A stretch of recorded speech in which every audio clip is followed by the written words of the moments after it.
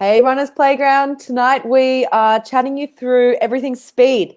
So how to get fast. It's something we hear from a lot of our runners is they want to build speed because running fast feels amazing for one. And obviously it's pretty important to improving your PB times as well. So we wanted to walk you through actually a 3-part series on speed. So this first one will be looking at everything general overview and also what speed sessions actually look like and how you can incorporate them into your training, and how to make them specific as well as to what you're actually training for. Because if you're training for a 200-meter sprint, it'll be very different to do, say, if you're training for a marathon. Speed will look different. Part 2 will be all about technique for sprinting and speed type work, as well as what sort of drills you can do to work on improving speed. Before our final part 3, is going to be all about incorporating strength training, which we know is really important for all of us as runners, but how to use specific strength exercises to build speed and power in your running as well. So let's get into it. Yeah, let's do it. So the first thing to note is that speed is relative. So to both the individual and to the event itself. So obviously we're not all Usain Bolt. What he defines to be really fast running is probably very, very different to the rest of us. So know that some individuals are also born with a high proportion of fast twitch fibers, which does give them a slight edge when it comes to speed and power events. However, speed's trainable. So definitely don't think that's an excuse because we can all get faster. But do know that some people are born with just a little bit of an edge. When it comes to what we're training for, so obviously if you're doing short sprints on the track, that is going to be a different relative speed to what, say, a marathon runner, even a half marathon, 5K runner is going to define as their top speed. And so therefore the way that we train for different events and train for speed will be different as well. So say, for example, you're wanting to build up to a marathon. Think, do you necessarily need to have a top speed 100-meter equivalent to someone training for a 400-meter? Probably not, because it's at the end of the day not going to be the best use of your training energy, your body's ability to recover, and your efforts for the event that you're actually training for. So keep in mind that the speed you want is going to be relative to the event you're actually training for. When it comes to what these sessions look like, they'll also be very, very different for that reason. So, for example, a 200-meter runner, they might be doing shorter maximal sprints than someone who's doing, say, marathon distance. So we might be talking about 6 by 50-meter efforts with really long recoveries after each because they're going 100% flat out for all those efforts. Versus, say, a marathon runner, one of their speed sessions, for example, could be something such as 10 efforts over 400 meters. So much, much further. Obviously, that fast effort is going to be at a slower pace as to what the 200-meter runner is running.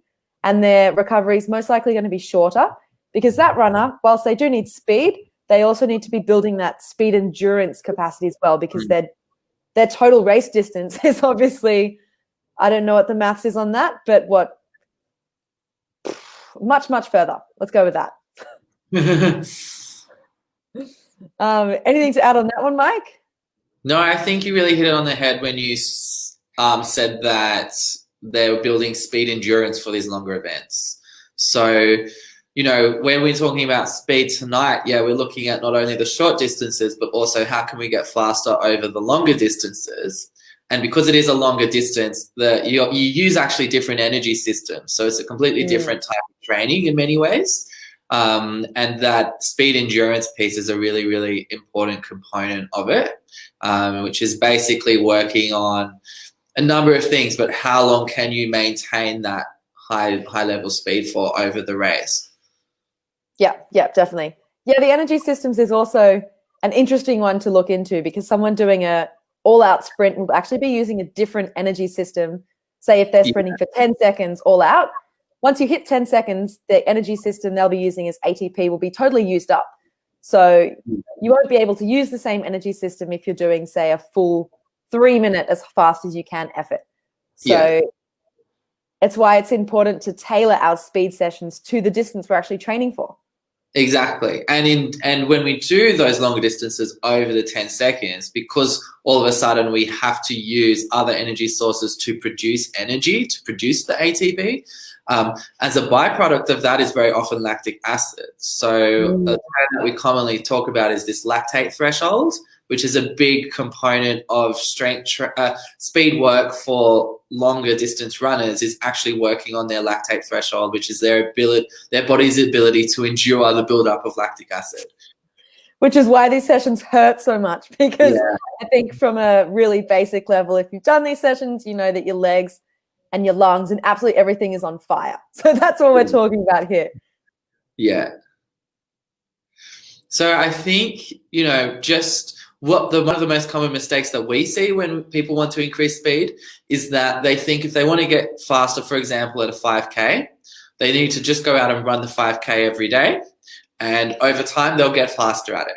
And what we actually find is that this very often leads to a training plateau, and people start getting slower, and they get really frustrated because they don't know why they're getting slower, even though they're running the distance more and more often. So we're all about training smarter, not harder. And what the research supports and what most of the coaching methods support is actually not testing all the time.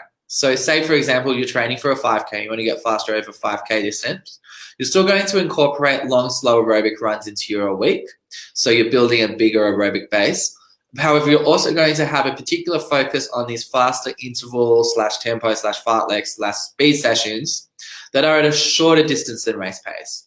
So, examples of efforts of 100 meters to 1500 meters, but generally not up to 5K. You might do the occasional tempo run, sometimes building up towards a 5K, but you're playing with the speeds a lot more. You're varying the speeds. You're not just going gun-ho for 5K to see how long you can hold on. Then we do a testing day where we might push someone into race pace 5K. However, that's really only every 6 to 12 weeks, sometimes longer, depending on the training block, to see if they've improved. So I think this is really, really important slide to realize that variability in your training is really, really crucial, and it will actually get you faster results, particularly when it comes to building speed and speed endurance. Yeah, it's actually interesting when you think about the breakdown of what we've got here. The first one is it's further than race distance and it's slower than race pace, right? The second one, it's shorter than race distance, but it's faster than race pace. So you think about it, the only time we sort of do race pace and race distance, sometimes we do specific sessions so your body gets used to what race pace feels like, so it knows how to pace it. But otherwise, generally, that's sort of left for our testing, is when we're actually doing race distance and race pace. The rest of it is to keep outside, that gray zone that we talk about. It's further or slower or shorter and faster. Yes, yeah. So, interesting to see it on paper. And why do we do this? So I think one of the main reasons is to keep people out of the gray zone, which is generally a zone 3 level heart rate where it's not quite fast enough to get a true training effect because you're not quite working at the hard enough heart rate zones to get a true, to build true speed. However, it's also too fast to be in an aerobic run. So you're sort of in this weird middle stage where you're working not purely your aerobic system, you are using your anaerobic system, so you are producing lactic acid. However, it's not fast enough to get a true training effect. I mean, you're still going to get a training effect, but it's just not going to be as effective as if you were to do less of a distance with faster efforts. Yeah, as you said, you'll definitely plateau doing that type of training pretty quickly. Yeah. So if we want to get faster, we need to actually run faster. So we need to actually train the body to be able to tolerate these faster efforts. So initially that won't be over 5K or whatever the race distance is. It might be efforts of 100 meters. And there's a few reasons for that. But what I've heard, how someone explained it to me, and I really like it, is that there's this constant feedback communication between your brain and your body. And so part of that fatigue factor is because your brain wants you to feel like you're working too hard so that you will slow down, so that you will stop burning glucose, because that's not really, from a survival point of view, a very smart thing to do all the time. Is just to continue burning through your glucose supplies. So your brain will predict what your limiting factor is for that race distance. And then it will make the run, it will be perceived as at a certain effort depending on what it sets that bar to be. So if you're only training 5K all the time and that's the race that you're going to do, then you're training your brain to say, this is how fast I can run 5K. If you're training faster sessions, then you're training your brain to go, I can run a lot faster, and I can actually run really, really fast. So that when you go into a 5K and you're looking at your splits, you've subconsciously trained your brain and your nervous system to tell it that it can actually tolerate a lot more load, and it can actually tolerate a lot more intensity, so that the perceived effort of the run is actually decreased. Yeah. Yes. Did I explain that very well? Yeah, definitely. I mean, I really love this point because it sounds so simple, but it's amazing how many and how few sort of general pop runners actually incorporate it into the training. I also like to think of it as, if you're wanting to run faster and say you've set, a PB time as your goal time to run a 5K, but you've never run that pace before, you can't expect to just pull that pace out of the bag on race day. You have to have actually practiced running quickly to know what it feels like in your body, to get the adaptations, and to actually have that endurance at that pace. So you actually need to practice running quicker. And also, the higher our sort of max speed or max race speed is, when we run just below that speed, the easier it's going to feel, because you're sort of pushing the limit higher and higher. Yeah. So exactly. And if you've done in your training, even though it might not be a sustained effort of 5K, but it's a shorter effort, but at faster than race pace, when you step up to the line on race day, you go, oh, whatever the race pace is, that's cruisy. I can do faster. Exactly. I think the other thing that's important to realize is that when you're activating a muscle, very often you're not activating all the muscle fibers within a muscle. So a lot of the training effects isn't just at the muscle level. You're not only building, fast or slow twitch muscle fibers. You're not only building strength and muscle mass and muscle endurance. You're actually training your nervous system as well to recruit more of those muscle fibers, so that you can actually, you're getting more bang for your buck, essentially, with every time that you activate something. So, and that particularly with explosive work is where a lot of the effects come from. Yeah, I think this is a great point, because it's something that, again, a lot of people that haven't studied, anatomy don't necessarily realize. The same goes for if we're training strength at the gym. Like if you're doing high, like heavy weight or high intensity work, again, it's quite often nervous system gains that you're getting rather than muscle growth necessarily. But the more you train the nervous system, the heavier you'll be able to lift, for exactly the reason Mike just explained. So same thing when it comes to our running as well. So definitely a really good point. Yeah. Do you want to talk through the rest? Yeah, for sure. So the next one is simply, when we do these sort of speed interval type sessions, we obviously run faster paced, then we take a rest, then we run fast paced again, we take a rest. But if you think about the session as a whole, by doing that and sort of breaking it up and interchanging with rest periods, we're covering actually quite a large distance. It's a much greater distance than if we were to run the same distance, but with no rest, just doing it all in one out effort. So you give your body more time to practice running at that speed, which just means we're getting more training at that pace, and therefore we'll have a better training effect. So that's sort of the philosophy behind the sessions. And again, the fact that we're doing these at high quality efforts just means we have faster adaptations as well. So you're not doing one all-out effort, and by the time you get to the end, your form's totally shot to pieces because you're so exhausted and tired. We're taking a break, recovering a little bit, and keeping them at really, really high quality, good form efforts to get the most out of them as possible. Yeah. All right. And then what actually are speed sessions? So I've just told you that you need it, but what is it? So in terms of training, these are the sessions that quite often they're also called your quality workouts. A general way to identify them is they'll have probably some structure to them. So as opposed to your aerobic runs or your long runs, they're normally, keep your pace a bit lower, keep your heart rate low, and run for X number of minutes or X number of kilometers. Whereas these speed sessions tend to be more structured. So they include things such as your hill workouts, tempo runs, fartlek or speed play, your intervals, things like that. As we mentioned before, you'll notice that in these workouts, the individual efforts within them are shorter than your race distance.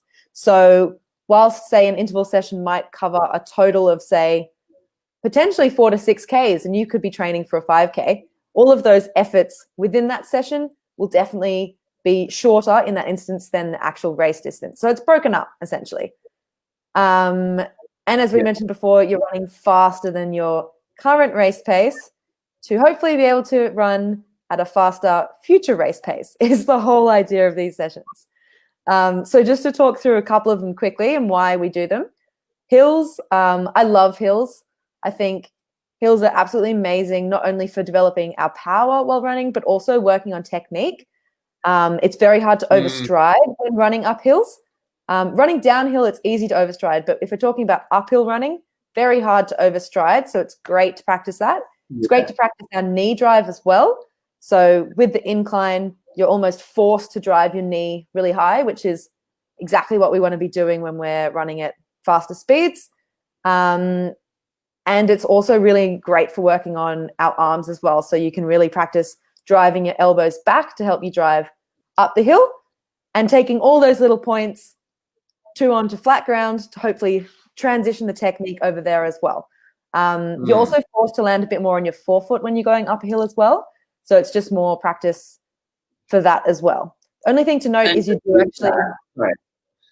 Sorry, can I add one more thing to hills? Yeah, for sure.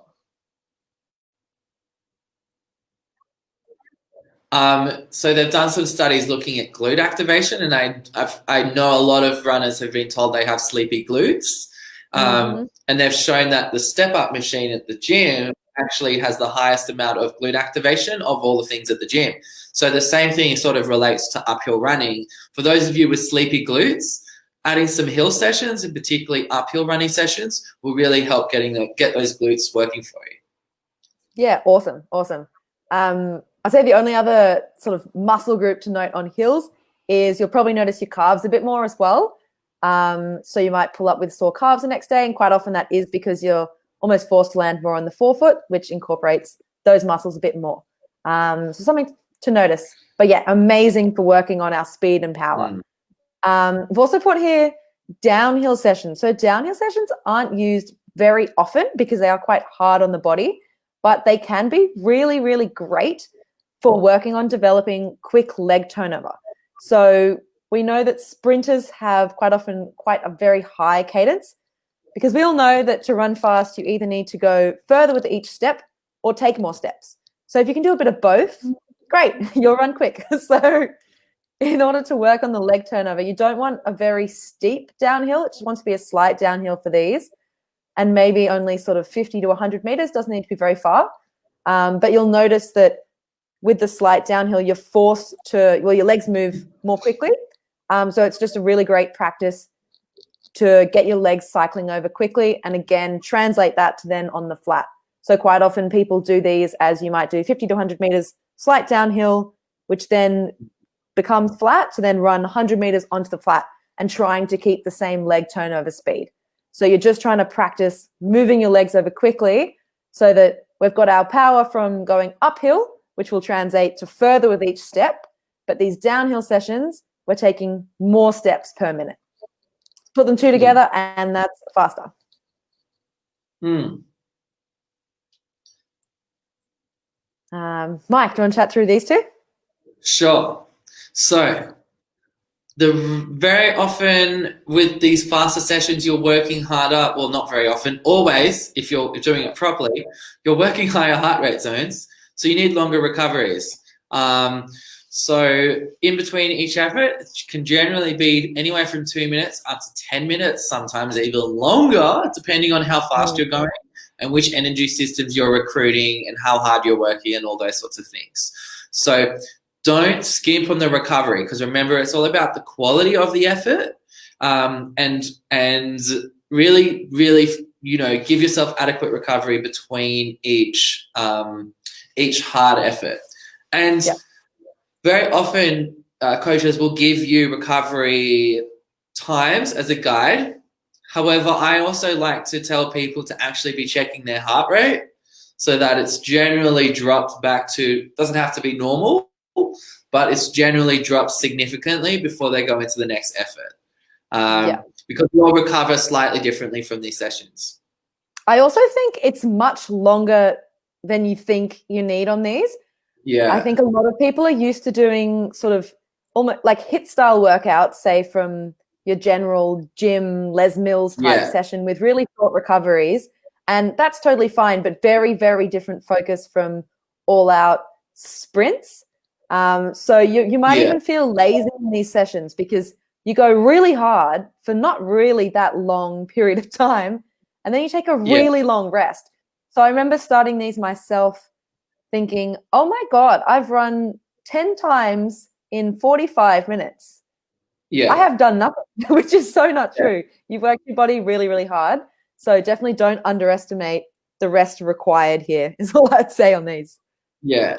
And give yourself something to do in your recovery if you're one of those people who doesn't know how to just chill. Very often in my recovery time, I'll either be doing some drills, or I'll be working on some breathing, or if I have an eagle, I'll be doing some sort of corrective, just to give me something to do, just to fill the time in a little bit. Yeah, I agree. Really good time to work on mobility and things like that too. And then the last point here is simply that our speed sessions or quality sessions are harder on the body than our aerobic runs, which again might and I think sound... The other thing to note is hard sessions. We'll just do them twice a week. Sometimes it's, I think... Hello? Oh, I think you're breaking up a little bit there. Okay, you're back. Love internet. Okay, am I back? Yeah, you're back. Carry on. Okay. Definitely on the time lapse for a second there. Did you speak about the last point already? You go. Okay. These sessions are hard, so generally twice a week, up to 3 times a week for experienced runners, and obviously depending on what the overall focus is of the training, and what your training goal is. For example, if you're training for a marathon, well, you're still going to have to be incorporating aerobic runs in. So it generally won't be above twice a week because you just won't have time in your week to incorporate this with the aerobic stuff. And yeah, depending on your goals, you might be fine with 42 kilometers and now you want to build speed, or you might need to build a bit more aerobic base too. So, different phases for different things. Yeah, definitely. And sometimes in different training blocks, we might not do any speed sessions. We might go, no, we're just working on endurance for the next 4 to 6 weeks and we're just doing aerobic work. And after that, we'll incorporate speed sessions back in again. So yeah, it depends where you're at with your training, what your goals are, what phase you're in, maybe not racing for another 18 months. So you don't need speed necessarily. But yeah, they're very hard on the body. So focus on recovery after these sessions as well. Eat well, sleep well, drink well. What are your thoughts on the opposite? So, for example, like some coaches, if they have a 200-meter athlete, won't really get them running further than a couple of kilometers. I think there's still a for them to be doing some aerobic stuff, either from a recovery point of view and just working on some, just getting really comfortable running and just spending more time on their feet. What are your thoughts? Because I know different coaches have different thoughts on this. I can see it from both angles, to be honest. I mean, their race is 20 seconds. So Yeah. it's just such a different demand on the body. Yeah. I think aerobic is definitely still important, mostly from a recovery point of view, because Yeah. it No, doesn't. So they don't necessarily need the same endurance benefits that obviously longer distance runners do, but they do need the same recovery benefits. Yeah. And just becoming more efficient on their feet is, no matter what Yeah. distance you're running, is going to be important. So Yeah. their aerobic runs definitely aren't going to be anywhere near as long. Like, I think Yeah. a lot of sprinters, sort of half an hour is really fine. Yeah. But I'd still incorporate them in there. Yeah, same. Because as you said, running is a skill. So the more that you practice it, the better you'll be. If it doesn't really matter what speed you're doing. Yeah, exactly. And it just helps to build strength in the tendons, in the muscles, in Yeah. everything by spending more time on your feet too. Yeah. Because as we know, oh my God, the amount of force that goes through sprinters, absolutely everything when they hit those speeds is pretty ridiculous. Yeah, it's so crazy. the more resilience they have and can pull from when they are racing and sprinting, the better. Yeah. Yeah. And that was it. So our next talk is going to be all about technique for running quickly and different drills to incorporate if you're not already, or particular ones to focus on for speed as well, before we chat through strength training for speed. Mm-hmm. Let us know if you have any questions. Happy to answer as always. Chat to you all later. Bye. Bye.